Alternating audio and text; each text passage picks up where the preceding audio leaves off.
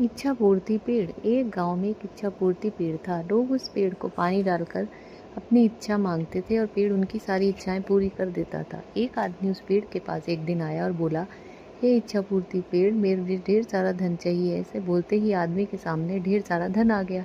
वो आदमी पेड़ को धन्यवाद देते हुए वहां से चला गया।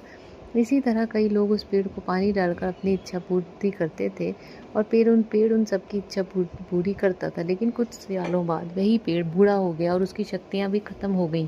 अब वो किसी की इच्छा पूरी करने के लायक नहीं रहा। एक दिन एक औरत उस पेड़ के पास आई और बोली, हे इच्छा पूर्ति पेड़, मुझे खाने के लिए कुछ चाहिए। लेकिन उस रात उस औरत की इच्छा पूरी नहीं हुई।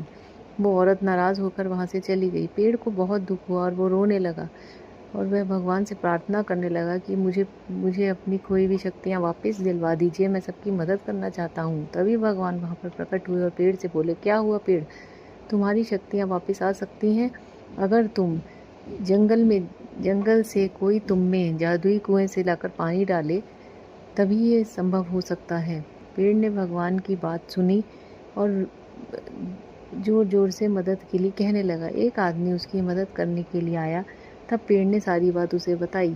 वह आदमी जादुई कुएं से पानी लाया और उसमें पेड़ में डाला। पेड़ की शक्तियाँ वापस आ गईं और फिर वह लोगों की इच्छा पूरी करने लगा।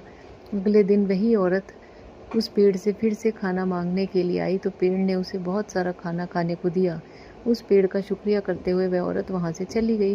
अब पेड़ बहुत खुश था और लोगों की मदद करने में व्यस्त था और पेड़ को अपनी शक्ति का सही उपयोग करने का भी एहसास हुआ।